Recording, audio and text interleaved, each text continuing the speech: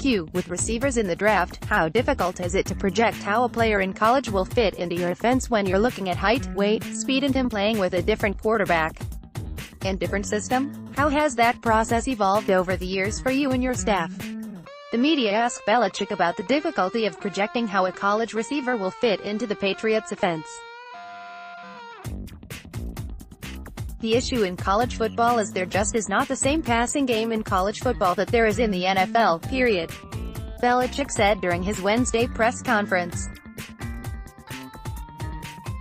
It's hard to evaluate the receivers, it's hard to evaluate the quarterback, it's hard to evaluate the offensive linemen, it's hard to evaluate the pass rushers and it's hard to evaluate the coverage players. It's really projecting all those positions a little bit differently. Belichick went on to add that there's less of a difference in the running game from college to the NFL, making it easier to scout. Belichick was then asked about having more success importing veteran receivers, as opposing to drafting players, because it's easier to scout players against NFL competition. It's always easier to evaluate NFL players than it is to evaluate college players. Belichick replied, "When we get a guy from another team, we're going to watch him play against many of the same teams we play. We just haven't seen him play in our system, but we've certainly seen him match up against other players in our division or other players in our conference or comparable players in comparable schemes, which is critical, too. It's much harder from college to the NFL than from the NFL to the NFL." The Patriots have been able to add veterans like Randy Moss, Wes Welker, Brandon Lloyd, Danny Amendola, Brandon LaFell, Chris Hogan, and Brandon Cooks to strong success under Belichick. In fact, of the 12 wide receivers with 1,000 receiving yards for the Patriots that were not on the team when Belichick became head coach in 2000, so no Troy Brown or Terry Glenn, only Julian Edelman, Deion Branch, and David Gibbons were drafted by the Patriots, and Edelman and Gibbons were 7th-round picks.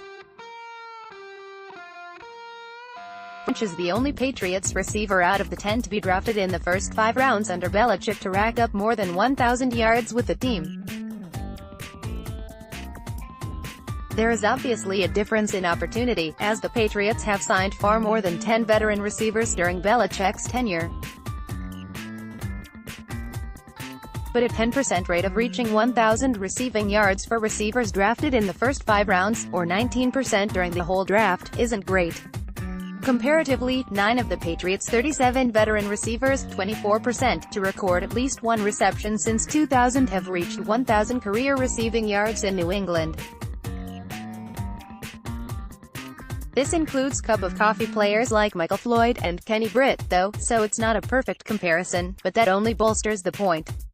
The Patriots have a better track record with veterans that make the active roster than they do with drafting receivers, and with veterans they've invested heavily in compared to high draft picks.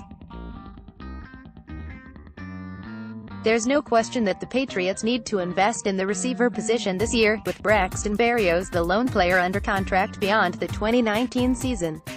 But unless a veteran like Chris Hogan, Michael Crabtree, Richard Matthews, Dontrell Inman, Pierre Garçon, or Kelvin Benjamin would be interested in taking an Austin Seferian-Jenkins type of contract for the veterans minimum, then New England will probably try their luck with wide receivers in the draft.